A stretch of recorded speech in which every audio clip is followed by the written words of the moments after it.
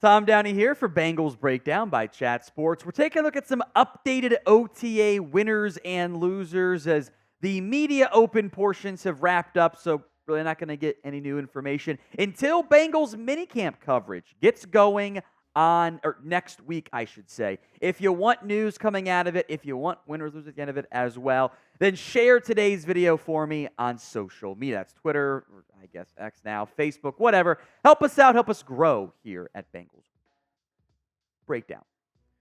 All right, first up on the winners, I am going to put Ja'Marr Chase on here, as weird as that might sound for someone who's not even there. The reason I did it was Justin Jefferson got a bag and a half.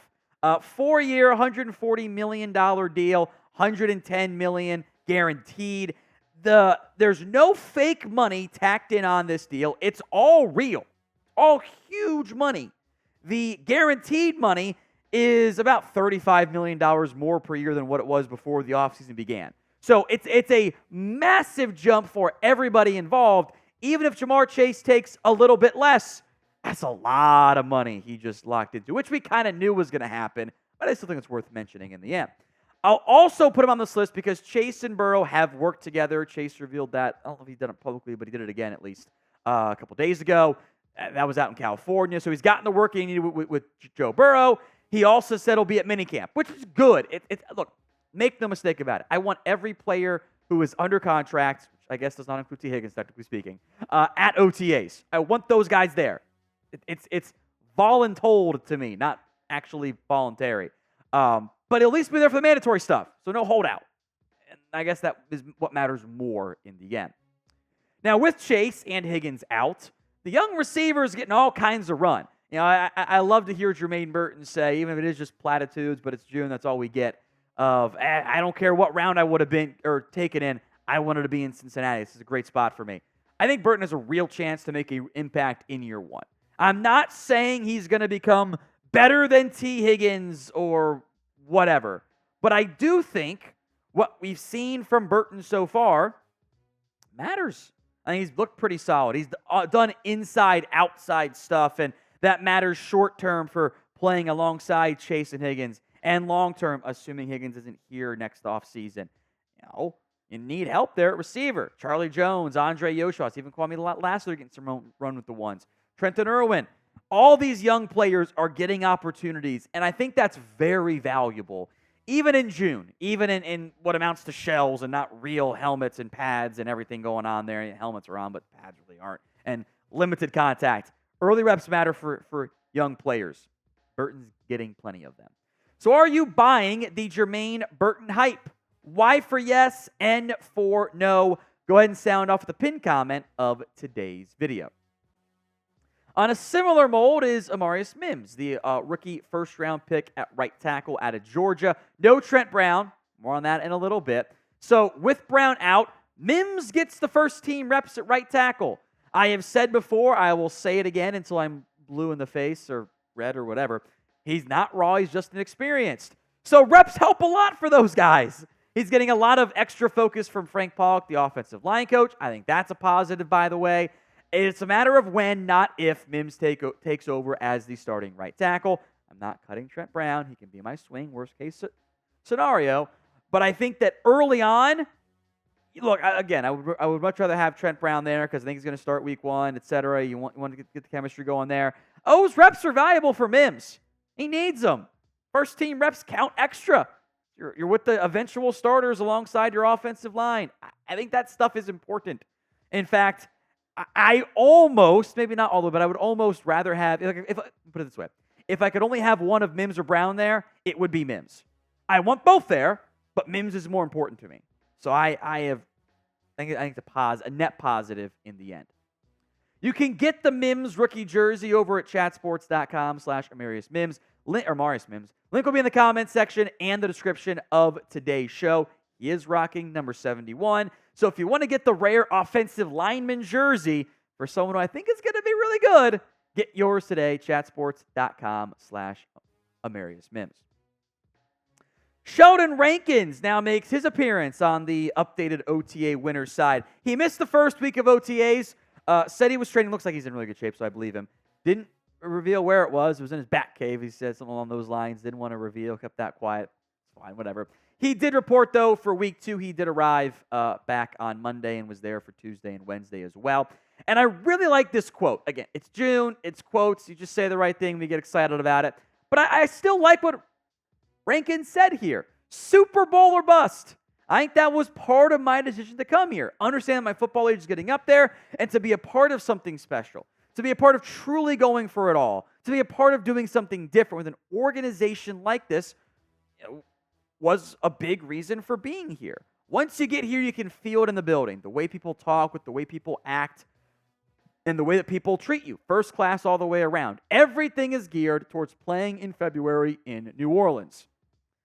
Look, it's a PR answer, but it's a good PR answer, right? Isn't that what we want our players saying? And not, I didn't want, I'm just here for them checks. It did seem genuine, which I think matters a lot here. Now, bad news, folks. It is early in the month of June, but we are losing our sub battle against Steelers Talk. Help us out by hitting that sub button. YouTube.com/Bengals TV. That's Bengals Steelers Talk. Let's take them down on the field and off the field. Hit that sub button for me right now. I'll put the rookie offensive tackles in this list, as I actually didn't realize until just now. I got like all the early round picks in here, which is a good thing, right? Even if it is Hopium June season. Because Sheldon Rankins also hyped up the young rookie defensive tackles. That's Chris Jenkins out of Michigan and McKinley Jackson out of Texas A&M, which, if that ends up being true, is an absolute win for Cincinnati. Here's what Rankins said on these two. I think they're supremely talented. I was able to talk to them a little bit today after practice, just picking their brains on where they are mentally, whether it's the playbook, whether it's everything that comes along with being a first-year player, seeing where they are and answering some questions for them. Whether that they be on the field, off the field, wherever it may be, I think they're in a good spot right now. A lot's being thrown at them, but they're handling it well. The Bengals really overhauled their defensive tackle room this past season. B.J. Hill is back. Zachary Carter is back for now, but it was 2 top 100 picks in Chris Jenkins and McKinley Jackson and Sheldon Rankins. I think both guys probably going to be better as run stoppers early on. Jackson's the bigger nose guard type, but I think Jenkins offers you some good run stopping and more of a 3-tech build. So of the 2 young defensive tackles, who has a bigger year 1 impact? KJ for Chris Jenkins, MJ for McKinley Jackson. Sound off for me in the comment section of today's show. The final OTA winners I want to break down is kind of cheating. It's a lot of different names we'll mention here. It's the special teamers. First up is what the special teams coach Darren Simmons said about how the kickoff rule is changing things. This is just one place that you have to balance with the function of the rest of the team. But the Joseph Osai's, the Miles Murphys, the Cedric Johnsons, the Jeffrey Gunters, the tweener types, bigger guys that can move, those guys have added value. Now, you need guys who can work the edges, but also hold the point types. Beyond that, kick returns. The returners themselves matter more. The 3 names to monitor here. Chase Brown, who I kind of want to give more playing time to at running back, and maybe that limits your kick returns, but should be less crazy big hits. I think you're okay kind of risking it more there. Travion Williams, and they got Charlie Jones, the punt returner last year, doing kick return stuff too. I think all 3 guys can help their chances of making the roster. Other guys who have returned kicks in college or for the preseason stuff or in the NFL that, if they impress, could carve out a role. Chris Evans, Cole Burgess, Shed Jackson, Kwame Lassiter, Trent. I saw one coach say that their guess was that it was going to be from like roughly 20% return rates to 60 or higher. That's a big jump in kick return rates, and maybe it ends up being even more. Who knows? We'll see. That means that spot matters more than what it did previously. So the loser's side of things to come here. So name me a Bengals OTA winner. You can be straight up hopium if you want. Let me know in the comments right now. I'm going to kind of contradict myself a little bit here, but I am going to put the players not present. Jamar Chase, who I still put in the winners category. It's, half a dozen of one, 6 in the other basket, I guess. T. Higgins, who obviously cannot be fined for minicamp, although he's not signed his contract yet, so he's not going to sign his contract because the Bengals aren't going to pull the tag back. And then Trent Brown. Brown's one that I'm like, he's training with Duke Manyweather, I get that, but it's OTAs, man, come on. New team. Brown's one that bothers me the most of that group. As long as you're here for minicamp, it'll be fine.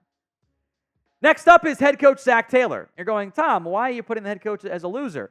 Because the man needs a calendar. There was the minor freak out for like 2 hours on social media when media shows up for Bengals OTAs on Tuesday, and Joe Burrow's not out here. What's going on? Where's Joe? He's been here every day. We've been here previously. Here's what Zac Taylor said. We've given Joe a day off every week. I didn't time this out right. I thought you guys were out here yesterday. So he threw yesterday. Today was his off day. And then he was back out there again on Wednesday. I picture Zac Taylor sitting there. Do you guys remember the scene from Arrested Development?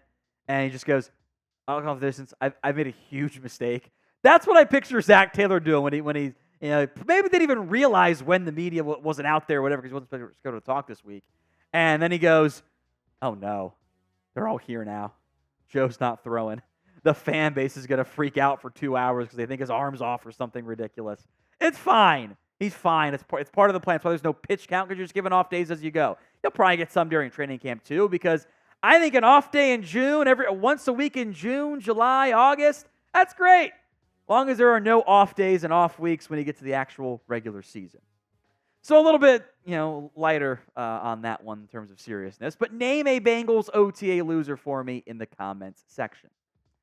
One injury note I want to make note of here. I think it was Trags had mentioned this one on social media.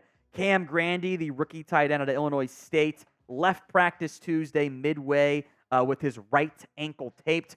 No details beyond that. Hopefully it's just a little minor roll, but we'll keep an eye on that one when we come back for minicamp because you hate it when young players get banged up early on.